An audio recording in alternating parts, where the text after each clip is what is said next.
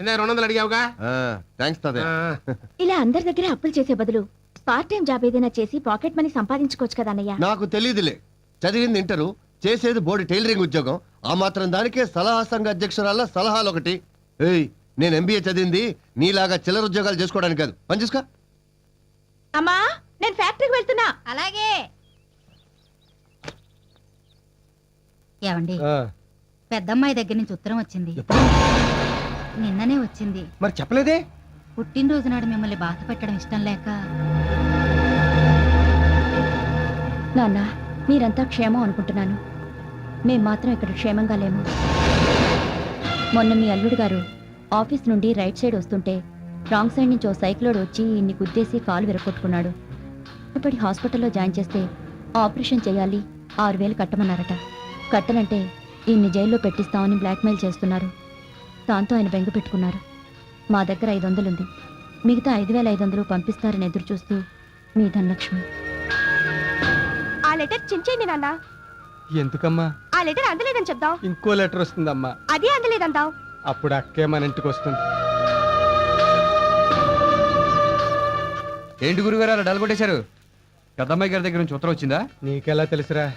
5 ఏళ్ళకి ఒకసారి ఎలక్షన్ రావడం, సంవత్సరానికి ఒకసారి సంక్రాంతి రావడం, నెలకోసారి జీతం రావడం, వారానికి ఒకసారి ఉత్తరం రావడం, దాంతో మీ కష్టాలు రావడం కామనే కదండి. ఈసారి ఎంత పెద్దరండి? 5,000 రా. ఏమండి, నాకు తెలియక అడుగుతాను, మీ పెద్దమ్మాయి గారి పెళ్ళప్పుడు మీ అల్లుడు గారికి మీరు సిటీ బస్సు డ్రైవర్ అని చెప్పారా, సిటీ బ్యాంక్ డైరెక్టర్ అని చెప్పారా? అదేంట్రా? లేకపోతే ఏంటండి, నెలకు 5,000 పంపంటే ఎక్కడి నుంచి తెస్తారని? సర్లేండి, ఇది కొత్త కాదుగా. డబ్బు రెడీ చేశారా? అంత డబ్బు ఎక్కడి నుంచి తీసుకురానురా? నేను పంపిస్తానండి. వద్దురా పట్టాభి, ఇప్పటికే నీకు చాలా రుణపడిపోయా. చాలా ఏం కాదులేండి, 25,000. అవునండి, ఈ పూట ఏ రూట్ అండి మంది? గాజులు దొరికేది అక్కడే, గాజులు పగిలేది అక్కడే. నెత్తురికి అత్తరికి చార్మినార్. వారం రోజుల నుంచి ఒక్క శాలరీ కూడా దొరకట్లేదు. జేబులో డబ్బులేమో అయిపోయాయి. మస్తాన్, చార్మినార్ ప్యాకెట్ ఇవా.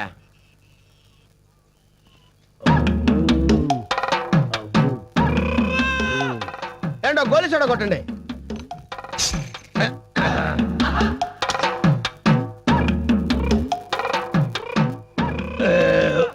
అమ్మా, ఎంతండి? 2 రూపాయలు. ఇదిగో పుచ్చుకోండి. చిల్లర లేదు వై, చిన్న నోట్ ఏదైనా ఉంటే ఇవ్వు. లేదండి, ఉన్న 10,500 నోట్లేనండి. ఎలాగంటే ఇప్పుడు తీరా తాగేశాను. ఏం పర్వాలేదు, ఆ 2 రూపాయలు నా అకౌంట్ లో రాసుకో. అదేంటండి నా సోడాకి మీ అకౌంట్ ఏంటండి? ఏం పర్లేదు, సోడాయే కదా. చిల్లర కోసం ఇంత పెద్ద సిటీలో ఏం వెతుకుతావు? పైగా హైదరాబాద్ నీకు కొత్త. అయ్యి బాబోయ్, నేను ఫస్ట్ టైం బొబ్బర్లంక నుంచి హైదరాబాద్ వచ్చానండి. తమకి ఎలా తెలిసిపోయిందండి? అది బొబ్బర్లంకే గనక. ఏంటండి మీరు బొబ్బర్లంకండి? బొబ్బర్లంకండి మరి సపరేట్ అండి. అవును, అప్పారావు సుబ్బారావు ఆదినారాయణ ఎలా ఉన్నారా? ఏంటండి అప్పారావు సుబ్బారావు ఆదినారాయణ తమకు తెలుసండి. మంచివారండి, బాగానే ఉన్నారండి.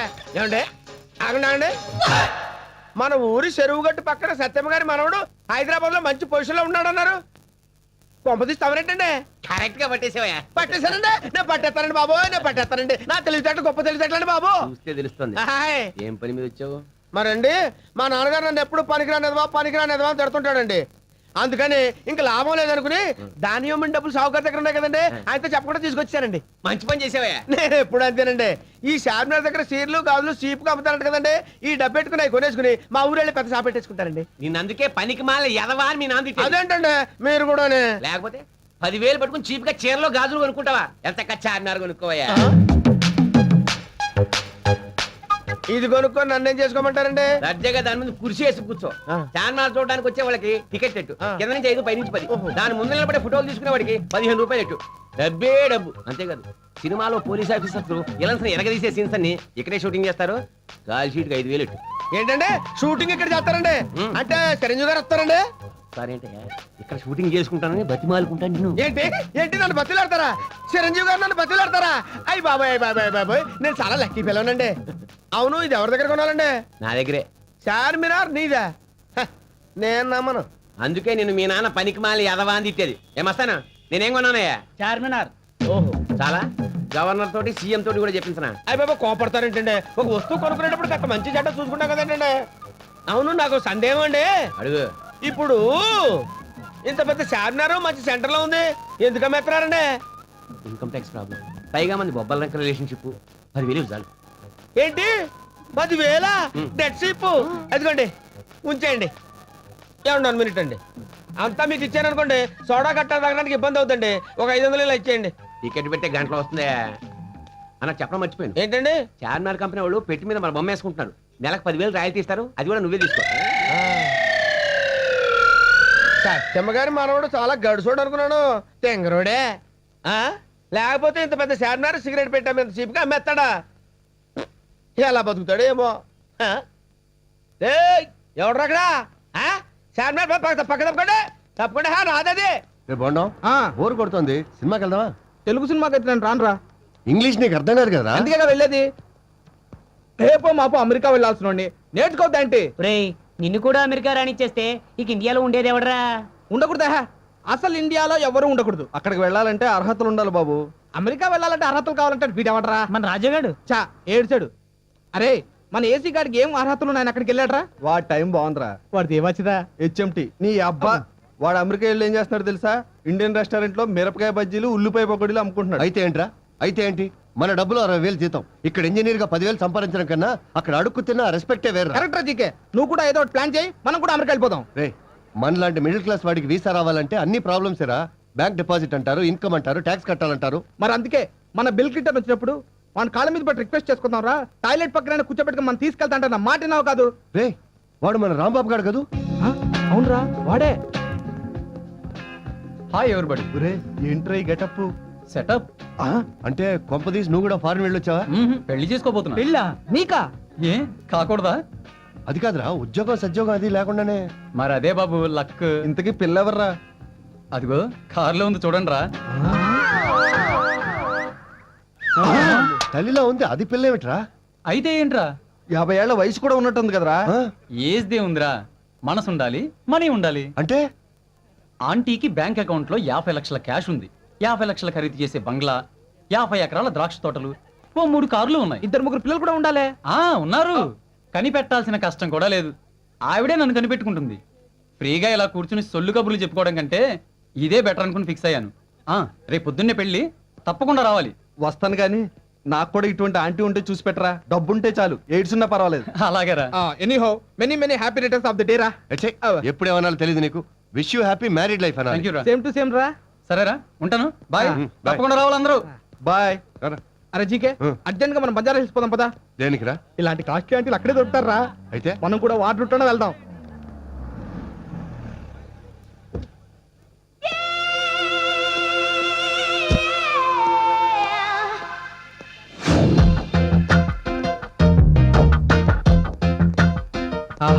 ఫిగర్ అదిరిందిరా. ఫిగర్ వచ్చిన కారు అదిరిందిరా. పడితే ఇలాంటి ఫిగర్ ని పట్టాలరా. పరువు దక్కుతుంది, ప్రాపర్టీ దక్కుతుంది. ఏయ్, నోరు మూయండిరా. నేను ఆల్రెడీ ఈ క్యాండిడేట్ మీద ఖర్చు వేశాను. ఎవరైనా కాంపిటీషన్కి వచ్చారో చస్తారు.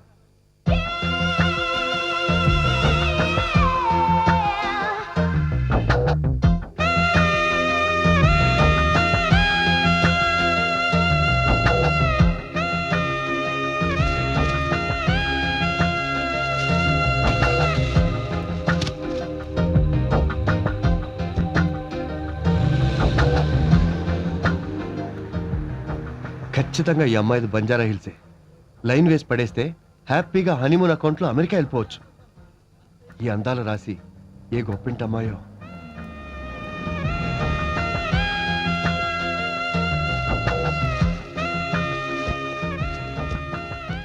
ఏ గంగా, ఏంటమ్మ గారు? ఆ కార్ నీదా? కాదండి, మీది. మరి దాని ఓనర్ అయినట్టు బ్యాక్ సీట్ లో కూర్చుని వచ్చావేంటి? ముందు సీట్లో కూర్చుంటే డ్రైవర్ గారు గేరు మారుస్తున్నప్పుడల్లా నా తొడల మీద చేతులు వేస్తున్నాడండి. అందుకని. ఈ డ్రెస్ ఏంటి?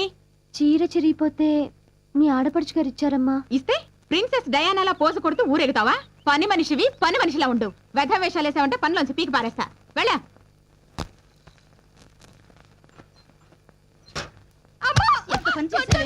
నిన్ను కొట్టడం కాదే, ఇలాంటి వెధవ పని చేసినందుకు నిన్ను చంపేయాలి, చంపేయాలి, చంపేయాలి. మాట్లాడవేమే, చెప్పవే.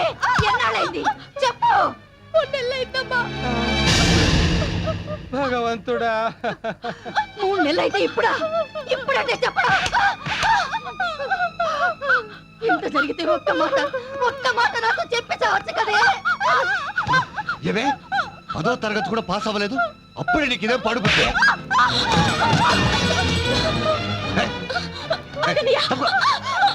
ఎవరు ఎక్కడుంటాడు? ఎన్నాళ్ళుగా సాగుతోంది రంకు. చంపేస్తాను. ఒరే ఉండమ్మా. ఈ విషయం 10 మందికి తెలిస్తే మన పరువు ఏమవుతుంది? అసలు దానికి ఏమైంది అనుకున్నావు? కడుపు పని మళ్ళీ నా నోటితో చెప్పించాలా? అది నువ్వు అనుకున్నట్టు ఏ తప్పు చేయలేదు. 3 నెలల క్రితం పెద్ద మనిషి అయింది. ఆ విషయం దాచిపెట్టింది.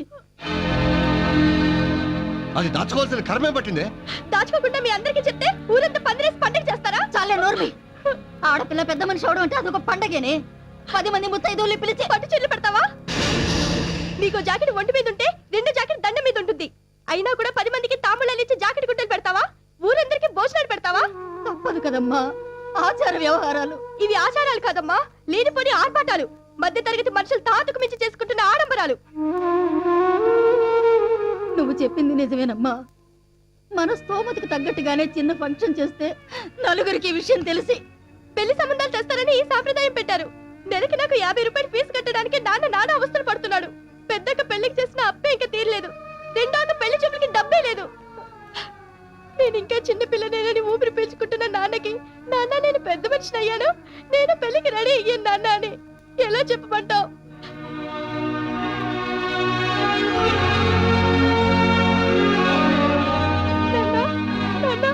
అంతా విన్నానమ్మా. నేనేమైనా తప్పు చేశానా నాన్న?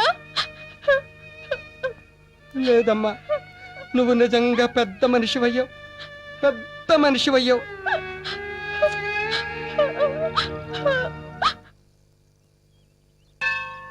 ఒరే అబ్బాయి, ప్రసాదరావు గారు ఇల్లు అమ్ముతానంటున్నారా? ఎంతంట?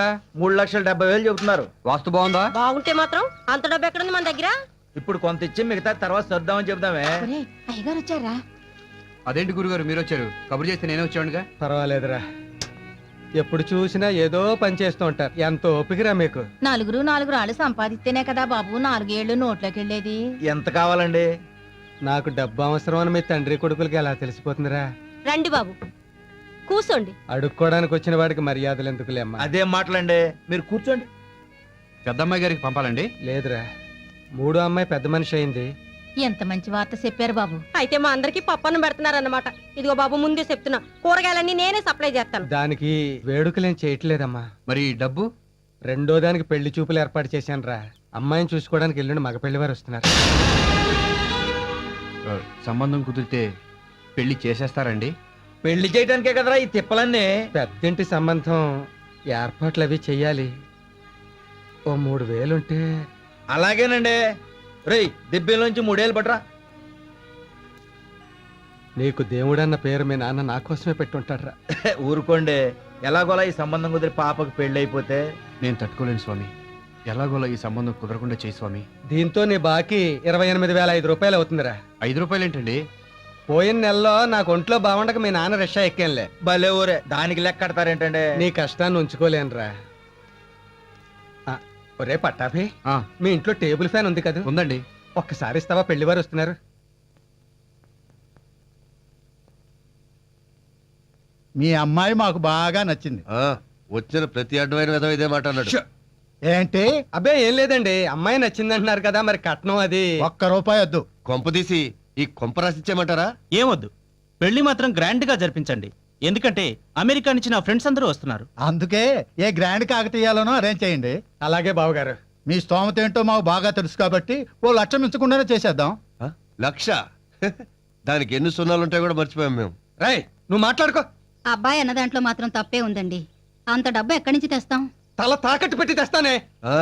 నీదో తల, దానికో తాకట్టు. అవసరం అయితే వాలంటీర్ రిటైర్మెంట్ తీసుకుంటాను రా. 5 ఏళ్ల సర్వీస్ పోతే పోతుంది, లేకపోతే దానికి ఎంతకంటే మంచి సంబంధం తీసుకురాలేనే. ఈ పెళ్లి చేస్తే అది కార్లలోనూ విమానాల్లోనూ తిరుగుతుందే. మనం అంతా రోడ్ల మీద అడుక్కు తినొచ్చు. ఎగస్టాలకి వెళ్ళక దాని మొహానికి ఏ 2వ పెళ్ళి చూడు చాలు.